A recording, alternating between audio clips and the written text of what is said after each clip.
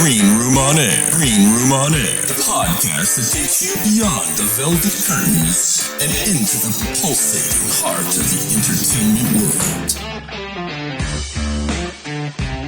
Well, hi, Thomas. Thanks for joining us today. I'm really glad to have you on the program. Thank you very much for inviting me. I'm very happy to be here. Great. And I'm happy you're here too. Can you tell the audience a little bit about yourself and AfroSolo? Yes, my name is Thomas Robert Simpson. I'm the founder and artistic director of the AfroSolo Theatre Company here in San Francisco.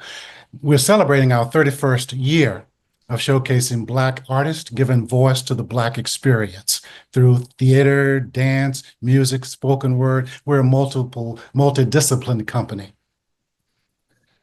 How many, 30 something, how many years? 30? We're in our 31st year. Wow.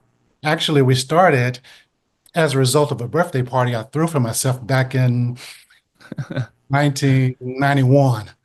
You may remember there was a show called 30 something on TV at the time. And I was turning 39 that year. So I thought, oh my God, this is my last year as a 30 something. I better do something. So I'm an actor. So I threw a performance party. Had singers, dancers, poets, violinists. And it went so well, the next year people said, what are you going to do for your birthday? So I threw a performance party. And the next year, another performance party. And we thought, this might make a really nice annual event. In 1994, we had our first festival, and we've been having festivals ever since. That's wonderful. So you're over 39. I never would have guessed. So how did you come up with the name AfroSolo? I really like that. I was trying to figure out a name that had to do with the Black experience, but also solo. And I don't know how long you've been here, but there is the Marsh, which does solo work. At that time, there was a company out at Fort Mason doing Solo Mia. There was a group doing promo Afro Homo. So one person gave me the idea of Solo Soul. And that was good, but that didn't give the international flavor that I wanted. So AfroSolo came to me, and that's what stuck. Basically, African Americans in solo performance. Great name. So you have a new this year's performance coming up in March, right? Yes. And what do we have to look forward to in March? What we've grown to is, instead of doing one event over the weekend, we spread and have enough to do an event throughout the year. So this would be our second performance of what we call Let Freedom Ring Part 2. So it's loosely based around that theme that people will respond to. We have some wonderful performances again. We have a gospel singer who does Black spirituals, who will be giving voice to the Black experience through music. His name is Doug Haynes. He's very well known from a very well-known musical family here in San Francisco. He sings primarily at the church he attends, and he very seldom does solo work. I know about his family, and I happened to be at an event when he was kind of singing in the background. And I thought, who is that gentleman? I found out who he was and more about his history. I invited him to put a program together of Black spirituals and gospel. And he will be performing with a Dr. Carl Blake, who is a internationally known pianist. So they will do what we call a mini concert on Black spirituals. That's wonderful. There's so many amazing musicians in the churches in the Bay Area that don't usually get out of that environment and perform. It's great that you found somebody like that. I think it'll be a real treat. That's exactly what we do. We try to find these jewels that are out there to bring because there's so many jewels out there, like you said. Yeah. I teach a writing class, and I've been teaching writing for a number of years. I started a few years ago working with men who had spent time in jail or prison to write about their stories. Then I started working with women who are in the San Francisco, the Bayview area, Black women in that area, to write and talk about their experience. Then I began to work with women who, not women, but people who were senior citizens, so to tell their stories. So I have a couple of those writers who will be performing also. One is named Augustine Phillips. She's 84 years old, though you would Oh, not wow. know it to see her. And she's been writing about her family history. And in these workshops, I'll often give them a prompt and they'll just start writing. So I gave her one prompt to talk about her family, and she began to talk about growing up in Arkansas and being working on a carton farm. And Ah, she great. picked carton, and she was from a family who picked a carton for a living. And Hmm. we talked. I've heard about sharecroppers, and I know about sharecroppers through history, but have one across from me who can talk about it firsthand was pretty amazing. Yeah. She has a piece. One of the prompts I gave one day was "Let America Be America Again," which is by Langston Hughes. So I read that poem and had them respond to it.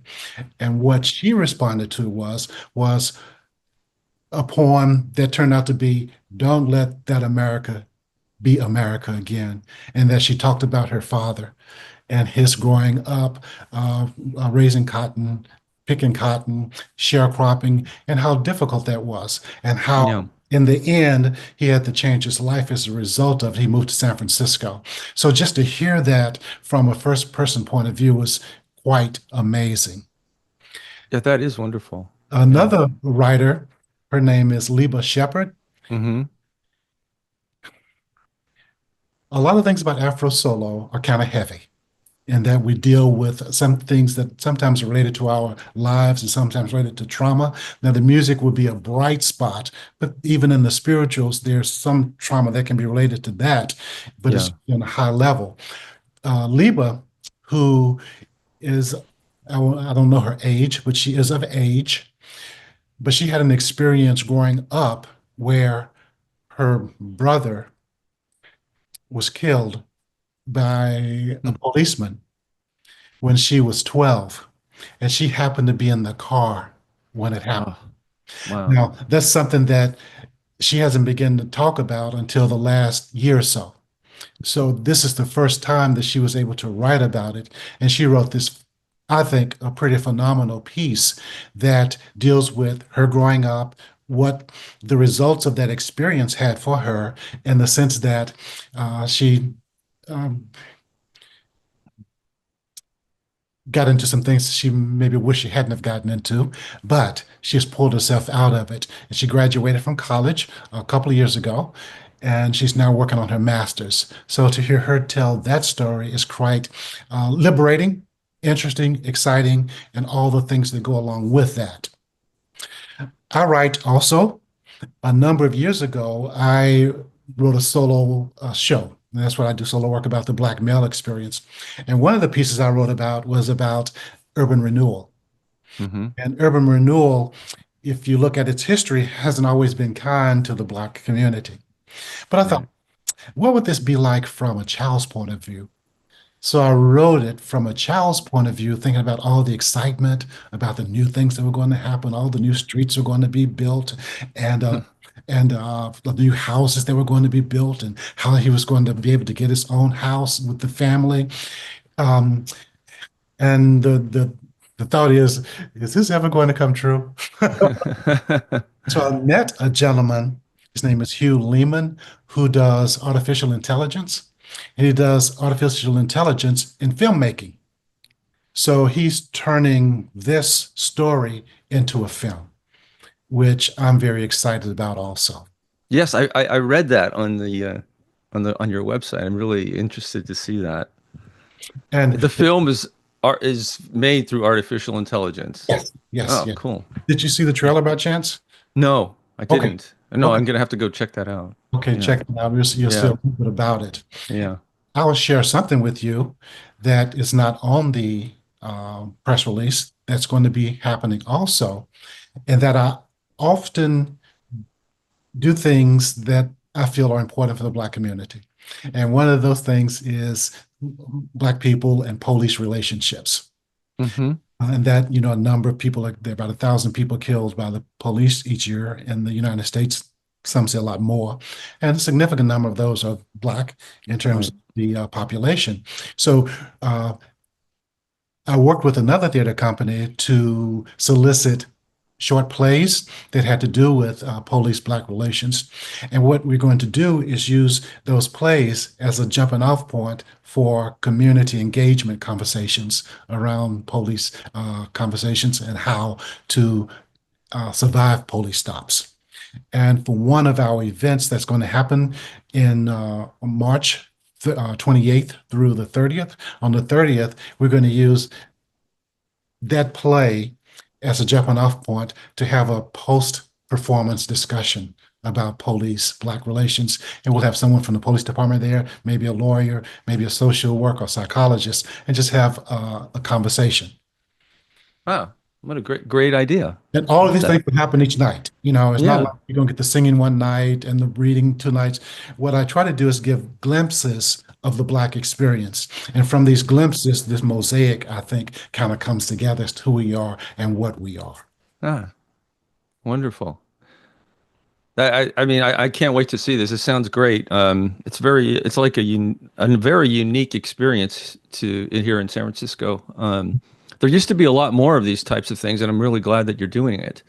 Yes. Um, San Francisco is very unique in the sense of helping to support projects like this. yeah, yeah. Not to equate it or anything, but I just wanted to share with you my grandfather and his family, they were sharecroppers over in Pacifica on artichoke farm, and his sister wrote a book about their experience that I have. I have the original copy right Wow. here that she typed. Pacifica, She California, gave right it to now. me before. Pacifica, California, right down the road. Yeah, yeah, It was sharecropping in California? yeah. Actually, But it was all California? Italians. Wow. Yeah. Well, what happened was the earthquake, the 1906 earthquake happened, and a lot of them were living it wasn't maybe North Beach, but also a lot of the poorer Italians were up near Coit Tower area, and everything burnt down, and they had nowhere to go, so they went out there and became sharecroppers. Oh, I mean, I don't know if their experience was a good experience or a bad experience, but Well, that's very fascinating to me. I'd like it was to hard. It was hard. Being a sharecropper is same hard. thing, Yeah. same principle. Yeah. I didn't know that happened here. So fantastic. Yeah. Yeah. I just wanted to let you know. It's amazing, right? You're an actor. You do a solo show about it. I, I should. I just finished writing a solo show about my great grand uncle who moved here from Italy and wanted to become a famous singer, but he ended up just being a janitor in New York. He did make it to Broadway one time, but he was extremely poor and he lived in a basement and it was a janitor. But I should do a show about that. Anyway. Those are the kind of stories I love that you'd never know about, you don't hear about them, but they're alive and living. And Yeah. that would be fascinating. Yeah, maybe I'll do one on that too. I love them too. I love hearing the history of people who are here and how they either how they got here or I particularly love the history of San Francisco and the Bay Area and the changes it's gone through over the last 150 years. Anyway, but so if people want to get tickets to your show, they can just go to your website. They can go to our website and Mm-hmm. there's a link to where they can pick up tickets. The Okay. performances will take place at the Potrero stage, which is on 18th Street. There will be Yeah. a link there taking care of our tickets. So there's a link there to get tickets. And the thing about the tickets is they're from $0 to $35. People can pay what they like Oh, to pay what you can. or pay what you can. So Okay. that's a very nice thing that we try to make our art accessible to people. Great. And I love the location of the Potrero stage because if you're in the city, it doesn't take long to get there. It's just the southern part of San Francisco. And if you're down on the peninsula, it's super easy to get there. It's not like going downtown where it takes an extra 45 minutes sometimes. You just get off the highway and it's right there. It's a So really sweet as yeah, theater that they have there. yeah, it's very nice location. Well, this sounds like a wonderful show. I really encourage people go and see it. What are the dates? Tell us the dates again. Dates are March Mm-hmm. 8th, 29th. The show will start, that's Friday and Saturday. The show will start at 7 o'clock those nights. And on Sunday, it will be at 3 o'clock. We will also be live streaming, so people can get tickets to stream it as well as attend in person. And one of the reasons we start a little bit early is the people who live sort of like out of the Pacific time zone will still be able to pick it up if they are interested. One of the great things of one of the great results of COVID is live streaming. Like let's talk And what we're doing right now. It's amazing, and I've come to love it, and because of the convenience of it. Sometimes we miss that person to person, but this is so nice, and it's opened up so many doors for people to communicate. Well, it's always better to be in person, but if you can't, hey, it's the next best thing, and you can allow so many more people to experience it. And I'm from Nashville. My people are primarily Atlanta, Nashville, Louisville, Cincinnati. So opening it up to people to experience across the country is very, very nice. How long have you been in the Bay Area? I came in '84. I came to be here 1 year. Oh, okay. At the time, I was trying to decide where I wanted to go with my performance, my art, my theater. And I was trying to decide between New York or LA or Chicago.